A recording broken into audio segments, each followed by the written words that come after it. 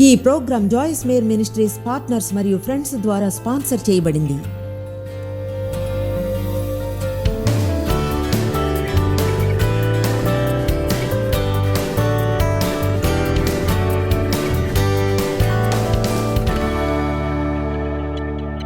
మొదటి కొరింథీ 10:33.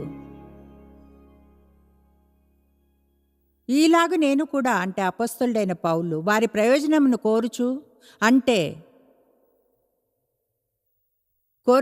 ఇక్కడ ప్రయత్నం చేయడం, నిజంగా కష్టపడడం, అందరినీ సంతోషపెట్టుచున్నాను, నన్ను ఇతరుల అభిప్రాయాలకు కోరికలకు సరిపోయేలా చేసుకోవడం. ఇలాగ నేను కూడా స్వప్రయోజనమును కోరక అనేకులు రక్షింపబడవలెనని వారి ప్రయోజనం కోర్చు అన్ని విషయంలో అందరినీ సంతోషపెట్టుచున్నాను. పౌలు అన్నాడు, నేను నిజంగా ఎంతో శ్రమ పడుతున్నాను, నా కోసమే ఆలోచిస్తూ, స్వార్థంగా నేను అని ఆలోచిస్తూ, ఎల్లప్పుడూ నేను అనుకునేది జరగాలని అనుకోకుండా, నాకంటే వేరే నా అభిప్రాయం ఎవరికైనా ఉంటే దాని గురించి పెద్దగా డీల్ చేయను, వాళ్ళది వాళ్ళకు ఉండనిస్తాను. మనం ఎందుకు మిగతా వాళ్ళంతా మనలా ఆలోచించాలని అంతగా శ్రమ పడతాం? ఒక విషయం తెలుసా, మీకు రహస్యం చెప్తాను, ఇది ఉచితంగా ఇస్తా. అన్నీ ఉచితమే అనుకోండి, అయినా దీన్ని ముందుగా చెప్తా. మీ శాంతిని వెంటనే పెంచుకోగలరు ఒకవేళ మీరు ఈరోజు నిర్ణయం తీసుకుంటే, ఎవరైనా మిమ్మల్ని అడగకుండా మీరుగా ఎన్నడూ మీ అభిప్రాయాన్ని చెప్పమని.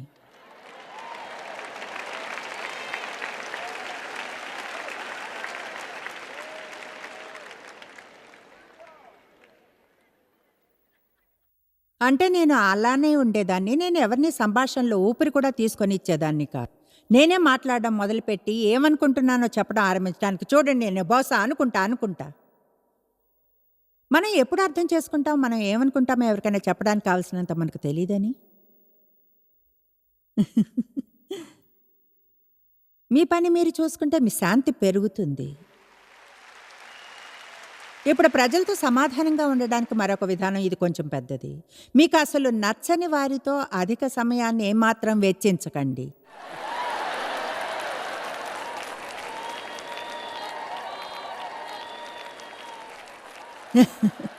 చూడండి, ఇప్పుడు బహుశా దేవుని ఆజ్ఞ చేత అందరినీ ప్రేమించాలి.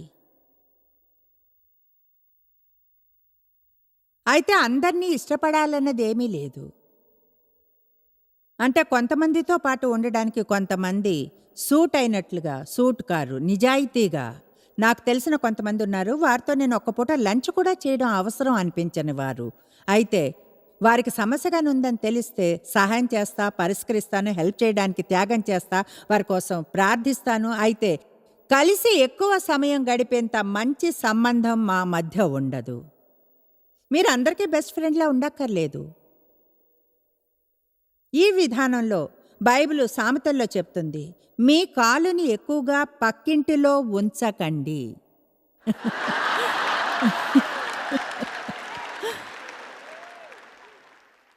ఒక విషయం తెలుసా, ఎవరినైతే మీరు నిజంగా ప్రేమిస్తారో వారితో నిజంగా నిజాయితీగా మీరు ఎక్కువ సమయాన్ని గడుపుతూ, ఒకరి జీవితంతో మరొకరు ఎంతగానో ముడిపడి ఉండి చివరికి అందమైన స్నేహంగా ఉండవలసిన దాన్ని పాడు చేసుకుంటారు.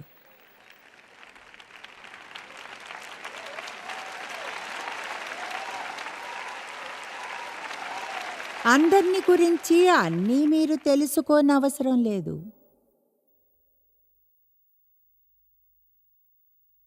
దేవునితో శాంతిని ఆనందించడం తెలుసుకోండి, మీతో శాంతంగా ఉండటం సహచరులతో. ఇప్పుడే గుర్తించాను 20 నిమిషాలే ఉన్నాయని. 3 పాయింట్స్ చెప్పాలి. ఇప్పుడు ఇది నాకు చాలా ముఖ్యమైంది. నేను కొంచెం గడపడానికి వెళ్ళాను 20 నిమిషాల్లో కొంచెం దానికోసం.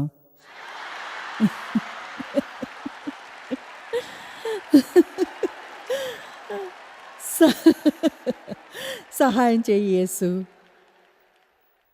ఇప్పుడు జీవించు.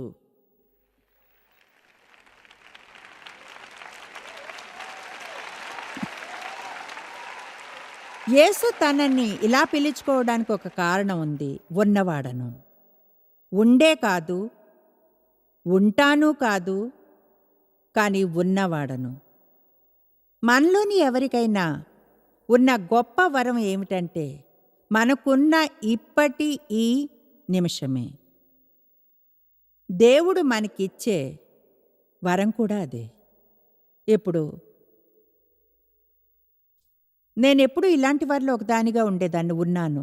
నేను దేవుడు దీన్ని పనిచేసే క్రమంలో ఉన్నాం, అయితే దీనికి టైం పడుతుంది. ఎప్పుడు ఇలాంటి వ్యక్తిలా ఉండేదాన్ని, అంటే నా మనసులో ఎప్పుడు ఉన్న చోటు కంటే కొంచెం ముందుగా ఉండేదాన్ని. ఏమో ఆ అలవాటు నా చిన్నతనంలో అబ్యూస్ చేయబడినందున వచ్చిందేమో, ఎన్నడూ సెటిల్ అవ్వలేనేమో అన్న భయం ఉన్నందున రిలాక్స్ అయ్యి ఆనందించలేనేమో. నేనెప్పుడు కొంచెం ముందుగానే ఉండేదాన్ని, సమస్య దూరంగా ఉండడానికి ఏం చేయాలో ఆలోచిస్తూ, లేదా ఇంట్లో విధ్వంసం చేయకుండా. బహుశా ఆ పరిస్థితి నుంచే కొంచెం వచ్చిందనుకుంటా. దానిలో భాగం బహుశా నా వ్యక్తిత్వం. అయితే ఒక ఉదాహరణగా మనం మన సబ్ డివిజన్లోనికి లాగబడినప్పుడు దాని గురించి ఆలోచించకుండానే మనకు అంతరంగంలో నా ఫ్రంట్ డోర్ని తెరిచే తాళాలు ముందే నా చేతిలో ఉంటాయి. ఎందుకంటే ఒక మైలు ఉందనగానే తీసుకున్నా, అయితే నా సీట్ బెల్ట్ని తీసి ఆ విషయం నన్ను తడుతున్నట్లే ఉంటుంది. డేవ్ అంటారు, లేదా మా అమ్మాయి ఒకవేళ కొన్నిసార్లు ఆమె డ్రైవ్ చేస్తుంటే, అమ్మా అమ్మా ఇంకా ఇంటి దగ్గరికి రాలేదు, సీట్ బెల్ట్ని ఇల్లు వచ్చే వరకు ఉంచు. అయితే నా మనసులో నేను గుమ్మం దగ్గర తలుపు తాళాలు తీస్తుంటాను. ఎందుకంటే నేను చూడండి, కేవలం నేను కానీ బ్రష్ చేస్తుంటే నా జుట్టుని దువ్వుకోవడం గురించి ఆలోచిస్తా, జుట్టు దువ్వుకుంటుంటే తర్వాత చేసే పని గురించి ఆలోచిస్తా. విషయం ఏంటో చెప్పనా, ఉన్న చోటనే నేను తీర్మానించుకుంటాను. నన్ను, నా మైండ్ని పూర్తిగా చేసేదానికే నేను తీర్మానించుకోవాలి. బైబిల్ ప్రసంగిలో చెప్తుంది, చేసేదాని మీద మనసు పెట్టమని. మీ శరీరం ఎక్కడ ఉన్నా సరే మీ మనసు ఉన్న చోటే మీరుంటారు.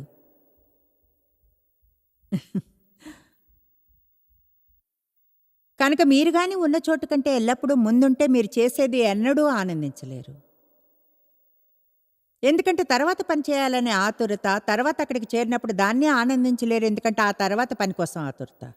ఇప్పుడు కొంతమంది ఎక్కువగా విశ్రాంతిగా, ఈజీ గోయింగ్, ఒక్కసారి ఒక్క పని చేసేవారుగా మీరు ఎలా అంటే అది అసలు అర్థం కాదు. మీరు ఎలా ఉంటారు, దేని గురించి మాట్లాడుతున్నారు? ఉన్న చోటనే ఉండండి. అవును, ఉన్న చోటనే ఉన్నా. నేను ప్రామిస్ చేయగలను నా భర్తకి ఈ విషయంతో ఎలాంటి సమస్య లేదని. అవునా? నిజమా? కొన్నిసార్లు మంచిది, మాట్లాడుకుందాం.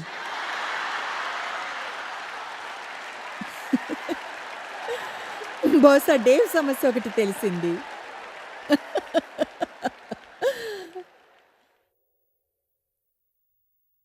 మీలో ఎంతమందికి దేని గురించి మాట్లాడుతున్నానో తెలుసా? అలా ఉండే అలవాటు మీకుందా? సరే, మనలో చాలామంది అంతే. చూడండి, అందులో ఎక్కువగా మనం జీవించే ప్రపంచమే అన్నిట్లోనూ ఉన్న పిచ్చి. అంటే ఈ గొప్ప టెక్నాలజీ అయితే కొన్నిసార్లు మీకు కోపం తెప్పించగలదు. ఇప్పుడు అనుకుంటాం, 3 ఇంచుల హైవేలో వెళ్ళగానే సెల్ టవర్ లేకపోతే మనకు కోపం రావాల్సిందే. మీరు నమ్మగలరా? ఈ హైవే అంతటా అసలు ఎక్కడైనా సెల్ టవర్ ఉంటుందంటారా? ఏమంటారు? నిజమేనా? కనుక మీరిలా అనడం ఆరంభించాలి, నేనిప్పుడు జీవిస్తున్నాను, నా జీవితంలోని ప్రతి క్షణాన్ని ఆనందిస్తాను. నేనిప్పుడు జీవిస్తున్నాను, నా జీవితంలోని ప్రతి క్షణాన్ని ఆనందిస్తాను. ఇప్పుడు జీవితాన్ని ఆనందించే విషయానికి వస్తే, మీ జీవితంలోని ప్రతి ఒక్క సాధారణమైన రోజుని ఎలా ఆనందించాలో తెలుసుకోవడమే మీ లక్ష్యం. ప్రతి సాధారణమైన ఓయిల్, పనికి వెళ్తాను, లేవడం, పనికి వెళ్ళడం, ట్రాఫిక్లో డ్రైవింగ్, తిరిగింటికి పిల్లలకు పెట్టడం, అంట్లు కడగడం, ఇస్త్రీ చేయడం, బిల్లులు కట్టడం, పడుకోవడం, లేవడం, సోమ మంగళ బుధ గురు శుక్ర శని ఆది, సోమ మంగళ బుధ గురు శుక్ర శని ఆది, సోమ మంగళ. మీరు కానీ దాన్ని ఎలా ఆనందించాలో నేర్చుకుంటే సాతాను శక్తిని చీల్చినట్లే మిమ్మల్ని దుఃఖంలో ముంచకుండా.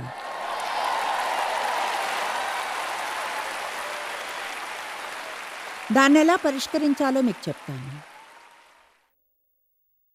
మీరు చేస్తున్న ప్రతి ఒక్కటి దేవునికై అన్నట్లుగా చేయండి. అప్పుడు దాని ఆనందాన్ని పొందగలరు.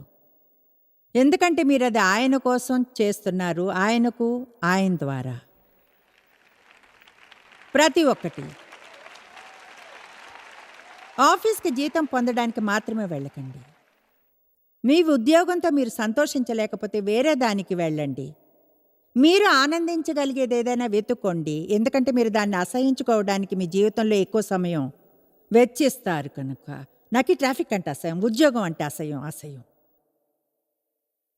దేన్ని అసహించుకోకండి. పాపం, కీడు, క్రూరత్వాన్ని తప్ప దేన్ని అసహించుకోకండి. విషయాలను కౌగిలించుకోండి. నా జీవితం అంటే ఇష్టం. మీ జీవితంలోని ప్రతిరోజు అలా చెప్పే ధైర్యం చేయండి. నాకు ఈ జీవితం ఇష్టం, దేవుడంటే ప్రేమ, నేనంటే నాకు ప్రేమ, ప్రజలంటే ప్రేమ, నా జీవితం నాకు ఇష్టం, ఉద్యోగం నాకు ఇష్టం,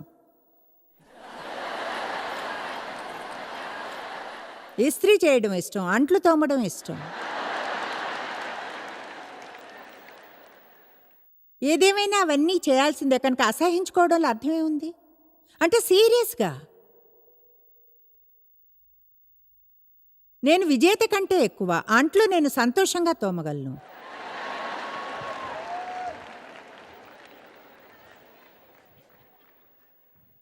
కమాన్, నాకు ఇది ఒక ఛాలెంజ్. మంచి ఛాలెంజ్ అంటే నాకు ఇష్టం. నా జీవితంలో చాలా భాగం దుఃఖంగా గడిపేదాన్ని. అసంతోషంగా అయితే జీవితాన్ని ఎలా ఆనందించాలో తెలుసుకోవాలని ఎంచుకున్నప్పుడు నేనెప్పుడు చిన్నపిల్లల లేను. 3 ఏళ్లకే పెద్ద అయ్యాను నా బాల్యంలో జరుగుతున్న విషయాల వల్ల. కనుక చిన్నపిల్లలా ఎన్నడూ లేను. ఒక అడల్ట్గా తెలుసుకున్నాను నాలో ఆరోగ్యకరమైన బిడ్డ లేదని. దేన్నైనా ఎలా ఆనందించాలో తెలియదు నాకు. ప్రతిదీ ఇంకా బాధ్యతలానే ఉండేది. చేసేదాన్ని, ఒక లక్ష్యం, తర్వాత దానికి వెళ్ళడం. అదే నా జీవితం. నేను నిర్ణయించుకున్నాను బహుశా 20 సంవత్సరాల క్రితం నా జీవితాన్ని ఎలా ఆనందించాలో తెలుసుకుంటానని. మిమ్మల్ని ఛాలెంజ్ చేస్తున్నాను, ఖచ్చితంగా జీవితాన్ని ఆనందించమని. ఎందుకంటే యేసు వచ్చింది మీరు జీవితాన్ని పొంది ఆనందించాలని, అది సంపూర్ణంగా పొంగి పొర్లేంత సమృద్ధిగా ఆనందించాలని. అంటే ప్రతి భాగాన్ని ఆనందించండి. ఈ సభ నుంచి వెళ్ళాక ఇలా అనకండి, ఇంటికెళ్ళాలంటే భయంగా ఉంది. ఆ ఆలోచననే మనసులోనికి రానియకండి. మీ మనసులో ఆ ఆలోచన రాబోతుంది అని తెలియగానే, నేను ఈ సభని బాగా ఆనందించానైతే ఇంటికెళ్ళాలంటే భయం. అలాంటప్పుడే మీరు ఇలా అనాలి, నేను చేసే ప్రతిదాన్ని ఆనందిస్తాను, జీవితంలోని ప్రతి క్షణాన్ని ఆనందిస్తాను. మీరు అలా చేసినప్పుడు మీరు అపవాదికి ఇచ్చినట్లే ఆ పాత 1 2 దాన్ని తీసుకో అపవాది. ఇంటికి వెళ్ళే ప్రయాణాన్ని ఆనందిస్తాను. నేను పాడుతూ, స్తుతిస్తూ, మననం చేస్తూ, దేవుణ్ణి ప్రార్థిస్తాను. ఇంటికి వెళ్ళినా దాన్ని ఆనందిస్తాను. అందరూ ఉత్సాహకరమైన, సూపర్గా కనిపించే రోజుని ఆనందించగలరు. అయితే నేను చెప్పేది మీరు సాధారణమైన దైనందిక జీవితం గురించి. ఆమేన్, ఆమేన్. ఇలా అనకండి, నేను అప్పుడు సంతోషిస్తాను. ఇలా అనండి అంతే, నేను ఇప్పుడే సంతోషంగా ఉంటా. రోమా 5:3 నుంచి చూద్దాం. అంతకంటే మనం కోరుకున్న ప్రతిదీ పొందిన తర్వాత కూడా పూర్ణంగా ఆనందించుదాం. శుక్రవారం నాడు కూడా పూర్ణంగా ఆనందిద్దాం, ఎందుకంటే తర్వాత సెలవులు కాబట్టి. తర్వాత మనం పూర్ణంగా ఆనందిద్దాం. ఆల్ రైట్, పాయింట్ని అర్థం చేసుకున్నారు. చేసే ప్రతిదీ దేవునికి అన్నట్లు చేయండి. దేవా, నీకోసం పనిచేస్తాను, ఇంటిని నీకోసం శుభ్రం చేస్తాను, ఇస్త్రీని నీకోసం చేస్తాను, బిల్లులు కడుతున్నాను, మంచిగా నిజాయితీగా నీతిగల వానిలా ఉండడానికి నేను చేసే ప్రతిదీ దేవా నేను నీకై అన్నట్లు చేస్తాను. అది మూలంగా మీ జీవితాన్నే మార్చివేస్తుంది అలాగని చేస్తే. మీకోసం జీవించడం, ఇతరుల కోసం వారి నుంచి మీరు పొందే అభినందన గురించి ఆలోచించడం, నిత్యం ప్రతిరోజు ప్రతి క్షణం మిమ్మల్ని చూసి దేవుని ముందు జీవించడం ఆరంభించండి. నంబర్ 11, క్రమశిక్షణలో ఆత్మనిగ్రహంతో ఉంటాను. హద్దుల విషయంలో స్వాతంత్రం ఉంది. మామూలుగా అన్నిటినీ ఆనందిస్తాను. క్రమశిక్షణలో ఆత్మ నిగ్రహంతో ఉంటాను. ఎన్నడూ ఇలా అనకండి, ఆ చోట నన్ను నేను కంట్రోల్ చేసుకోలేను, అలా అనకండి. ఏమిటో చెప్పనా, నేను కుక్కింగ్ చూస్తా డజన్ తినాలి. నేను క్రమశిక్షణలో ఆత్మ నిగ్రహంతో ఉన్నాను. ఇప్పుడు నన్ను నేను వేరువేరు చోట్ల క్రమశిక్షణలో పెట్టుకోవాలి. నేను ఎక్కువగా లక్ష్యాన్ని చూసే వ్యక్తిని కనుక ఆత్మికమైన లక్షణాలున్నాయి. సహజంగా నా జీవితంలోని ప్రతిరోజు నాకు లాంగ్ టర్మ్ గోల్స్ ఉన్నాయి, షార్ట్ టర్మ్ గోల్స్. అయితే మనం పనులు చేయడానికి మనల్ని క్రమశిక్షణలో ఉంచుకుంటాం. సంకల్పంతో అభ్యసిస్తూ వేరే సమయాల కొరకు మనం వాటిని ఏదో జరిగింది అన్నట్లుగా చేయడం. జరిగింది అన్నట్లుగా చూడండి, మనం కానీ సరైంది సంకల్పంతో చేయడం నేర్చుకోకపోతే అప్పుడు మనం సరైంది ఏది చేయం. మనం రియాక్ట్ అవ్వాల్సినప్పుడు ఏమి చేయం. ఏం చెప్తున్నానో తెలుసా? చూడండి, మనం ఎక్కువగా సమస్యలో పడతాం. ఎందుకంటే మనం మన సబ్కాన్షియస్ భాగంలోంచి ప్రవర్తిస్తుంటాం. అది నూతనీకరించబడాలి. ఏ పాయింట్ వరకు అంటే అక్కడ మంచి విషయాలు ఉండాలి. అప్పుడు ఏదైనా జరిగినప్పుడు అది మీ మీద ఒత్తిడిని తెచ్చి చెడు సమాచారం వచ్చిన దానికి రియాక్ట్ అవుతారు. మంచి సమాచారం వచ్చినప్పుడు అవ్వడానికి బదులుగా ఏ క్షణానైతే ఒక ఛాలెంజ్ లేదా సమస్య వస్తుందో నేను దేని గురించి చింతించను, నా నమ్మకాన్ని దేవునిలో ఉంచుతాను. శక్తివంతమైన ఆలోచన. దేని గురించి ఆలోచించను, నమ్మకాన్ని దేవునిలో ఉంచుతాను. ఏ క్షణానైతే దేని గురించి అని అప్సెట్ అవ్వడం ఆరంభిస్తే నేను తృప్తిగా ఉన్నాను, భావుకంగా స్థిరంగా ఉన్నాను. ఎవరైనా మిమ్మల్ని అతిశయపరిచిన క్షణమే ఇలా అనండి, నేను ఆయనతో శాంతిగా ఉంటాను, ఎందుకంటే నేను అడ్జస్ట్ అవ్వగలను. ఆ విషయంలో మీరంతా అంత సంతోషంగా లేరు నాకు తెలుస్తుంది. ఈ వైపు ఉన్న వాళ్ళు ఆ వైపు వారి కంటే సంతోషంగా ఉన్నారు. ఇతరులతో అడ్జస్ట్ అవ్వమని చెప్పినప్పుడు దాని అర్థం ఎవరో ఒకరు ఎల్లప్పుడూ వాళ్ళు అనుకున్నదే జరిగి మీరు అనుకున్నది జరగకూడదనో లేదా వాళ్ళకి మీపై అధికారం ఇవ్వమనో కాదు. ఏం చెప్తున్నానంటే అందులోని చాలా విషయాలు మనం పెద్ద డీల్గా చేసేవి, ఎవరికి ఎలాంటి చిన్న మార్పును తేలేవు. మనం అనుకున్నది జరగాలన్నది తప్ప. మీరు అనుకున్నది జరగనప్పుడు మీ శరీరం బాధపడే ఫీలింగ్ని ఆనందించడం తెలుసుకోండి.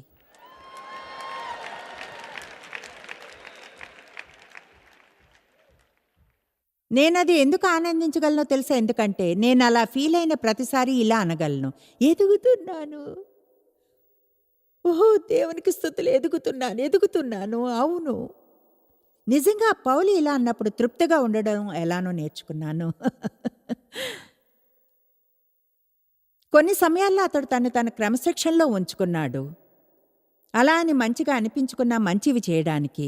మీరింకా తప్పుగా ఫీల్ అవుతున్న మంచిని ఎలా చేయాలో ఎన్నడూ నేర్చుకోకుంటే జీవితంలో విజయాన్ని పొందలేరు. మంచి పనిని ఎలా చేయాలో తెలుసుకుని మీ శరీరానికి పిచ్చి కోపం వచ్చే ఆ ఫీలింగ్ని ఎలా ఆనందించాలో తెలుసుకోండి. మీరు అనవచ్చు, no no no no no no no లేదు. కొంచెం సేపటి తర్వాత అది ఆగిపోతుంది. మీరు కొత్త స్థాయిలో ఎదుగుతారు.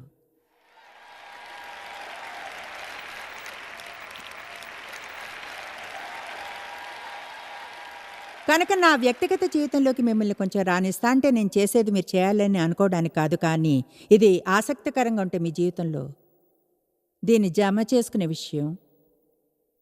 రోజు నాకు లక్ష్యాలుంటాయి. ఒకరోజు నిర్ణయించుకోవచ్చును, సంకల్పంతో అలా చేస్తాను. ఇప్పుడు ఈరోజు నేను వీలైనంతగా ఆలోచించగలిగే ప్రతి చిన్నదానికి కృతజ్ఞతగా ఉండడం అభ్యసిస్తాను. ఇలా అనడంతో ఆరంభిస్తా. దేవా, ఈరోజు నిద్రలేచి ఉదయాన బాత్రూమ్ వరకు నడిచినందుకు థ్యాంక్స్, చూడగలుగుతున్నాను, వినగలిగినందుకు, మంచిగా ఫీల్ అయినందున థ్యాంక్ యూ దేవా, శుభ్రమైన నీటికి, వేడి నీళ్ళకు థ్యాంక్ యూ దేవా, నన్ను అందంగా కనిపించలే మేకప్కి.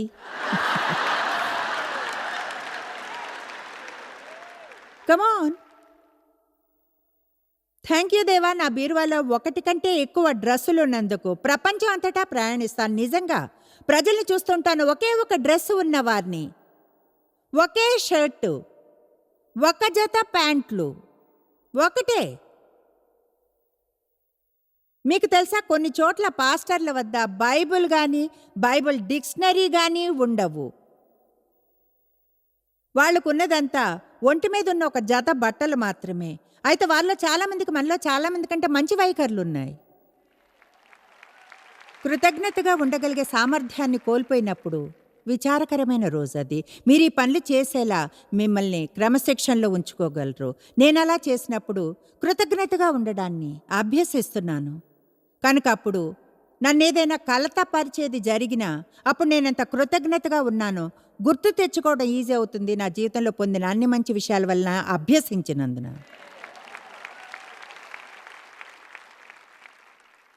కొన్ని రోజుల్లో నేను నిర్ణయించుకుంటాను, ఈ రోజు ఏ పరిస్థితుల్లో అయినా ఒకరిని కలిస్తే తెలిసినా తెలియకున్నా నేను వారికి ఒకలాంటి అభినందనని ఇస్తాను అని. మీకు విషయం చెప్తాను, మీరు జీవిస్తున్న ప్రపంచాన్ని ప్రకాశింపచేయగలరు. మీరు కానీ అది మీ పని అనుకుని మీ చుట్టూ ఉన్నవారు మీరు చూసినప్పటికంటే కొంచెం మెరుగ్గా ఫీల్ అయ్యేలా చేయగలరు. మొన్న ఒక రోజున ఒక అమ్మాయితో చెప్పినట్లుగా, నిజంగా చాలా అందంగా ఉంది, 18 ఏళ్ళు 19 ఉండొచ్చు. ఒకచోట ఏదో విషయంలో ఆమె నాకు హెల్ప్ చేస్తుంది అన్నాను నేను. నిజంగా చాలా అందంగా ఉన్నా. ఆమె అందే, అవును. నాకు అనిపించింది ఖచ్చితంగా ముందే ఎవరు అలా చెప్పుంటారు, ఎందుకంటే చాలా అట్రాక్టివ్గా ఉంది. అయితే ఏమిటో తెలుసా, మనకి ఎల్లప్పుడూ తెలియదు. ప్రజలు అభినందించడంలో మంచిగా ఉంటారని నేను అనుకోను. మన చిన్న ప్రపంచంలోనే మునిగిపోయి ఉంటాం. మేము బయటికి వెళ్ళి భోజనం చేసిన ప్రతిసారి ఎవరైనా మరీ చిత్తడిగా పని చేయనంత వరకు మేమెప్పుడు అంటాం, బాగా పనిచేసావు, థ్యాంక్ యూ. అభినందించండి. ఆ చోట్ల మిమ్మల్ని క్రమశిక్షణలో ఉంచుకోండి. మీకు ఒకటి చెప్తున్నా, ఈ విషయాలు మీ సంతోషం మీద ప్రభావం చూపుతాయి. ఎందుకంటే మంచి విషయాల మీద మనసుని ఉంచుతున్నారు కనుక, మిమ్మల్ని విసిగించి అప్సెట్ చేసే విషయాలపైన కాకుండా. ఆల్రైట్, ఎంతమందికి పాయింట్ అర్థమైంది? క్రమశిక్షణలో ఉండి అభిషేస్తారా? నంబర్ 12. అవును, అసలైతే సహజంగా ఎవరైనా దీన్ని ముందుంచుతారు. అయితే దీన్ని పుస్తకంలో చివరిగా వ్రాసాను ఈ సెమినార్లో నేను కావాలనే, ఎందుకంటే నేను చెప్పిన దాంట్లో చివరిగా దీన్నే గుర్తుంచుకోవాలి కనుక. మీరు అధ్యయనం చేయవలసిన 12వ పవర్ థాట్, మీరు ఈ పాయింట్ని అర్థం చేసుకోవాలి. అసలైతే మీరు మొదటిది అనుకుంటారు, రోజు లేవగానే చెప్పేది అది ఇదిగో ఇదే. నేను చేసే ప్రతి ఒక్క దానిలోనూ దేవుడిని ముందుంచుతాను.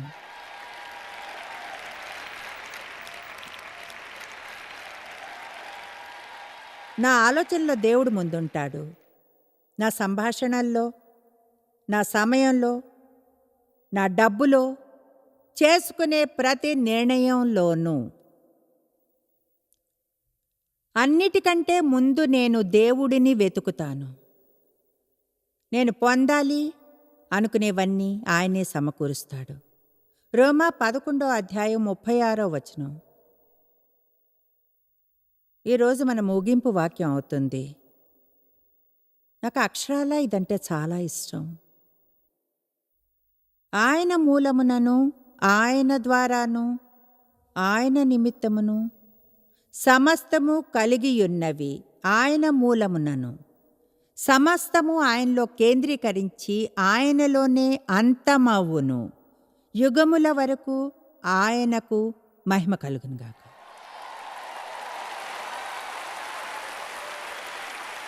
కనుక నిజంగా మీరు దాన్ని గాని చూసి అర్థం చేసుకున్నప్పుడు అదంతా యేసుని గురించే. ఇది మీ నూతన ఆలోచన విధానం. జీవితంలో నేను చేయవలసిన ప్రతిదీ క్రీస్తు ద్వారా చేయగలను. షరతులు లేకుండా నన్ను ప్రేమిస్తున్నాడు. నేను భయంలో జీవించను. నన్ను బాధ పెట్టడం కష్టం. ప్రజలంటే నాకిష్టం. వారికి హెల్ప్ చేస్తూ ఆనందిస్తాను. దేవుణ్ణి పూర్తిగా నమ్ముతాను. చింతించాల్సిన పని లేదు. తృప్తిగా, భావుకంగా, స్థిరంగా ఉన్నాను. దేవుడు నా అవసరతలను సమృద్ధిగా తీర్చుతాడు. దేవునితోనూ, నాతోనూ, ఇతరులతోనూ శాంతిని అనుసరిస్తాను. నేను ఇప్పుడు జీవిస్తూ చేసే ప్రతి పనిని ఆనందిస్తాను. క్రమశిక్షణలో ఆత్మనిగ్రహంతో ఉంటాను.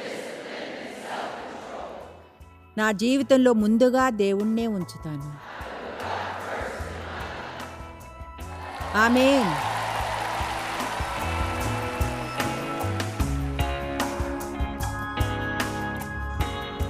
తెలుసా, మన ఆలోచన జీవితపు శక్తి నిజంగా అద్భుతమైనది. మనం గుర్తుంచుకోవాలి, మనం అనుకున్నదే మన నోటి నుంచి వస్తుందని. అది మన క్రియల ద్వారా తెలుస్తుంది. అది మన వైఖరిలో తెలుస్తుంది. కనుక మనం నిశ్చయించుకోవాలి, మనం ఆలోచించేవి మన జీవితాలకు జమ చేస్తాయని, అంతేకాని జీవితాలకు దూరం చేసేవి కాదు అని. మీరు ఎన్నడూ తెలుసుకోలేనంతగా జాయిస్ మేర్ మినిస్ట్రీస్లో మీరు మాకెంతో ముఖ్యం. మిమ్మల్ని అభినందిస్తున్నాం. మా ప్రపంచ వ్యాప్తపు మినిస్ట్రీ సాధ్యం అయ్యేలా చేసే మా ఫ్రెండ్స్ మరియు పార్ట్నర్స్ కి థ్యాంక్స్. అందరూ కలిసి ఆకలిగా ఉన్న వారికి భోజనం పెడుతున్నాం, బీదలకు బట్టలు ఇస్తున్నాం, సువార్తను దేశాలకు చాటుతున్నాం. మమ్మల్ని కాంటాక్ట్ చేయండి లేదా joycemeer.org ని ఈ రోజే విజిట్ చేయండి. మీ ప్రార్థన విన్నపాలను కొరకు, అలాగే మరిన్ని సాధనాలను గురించి తెలుసుకోండి. జాయిస్ మేర్ షెడ్యూల్ ని చూసి భాగస్వామిలో భాగమవ్వండి, క్రీస్తు ప్రేమను ప్రపంచమంతటా పంచుకోవడానికి.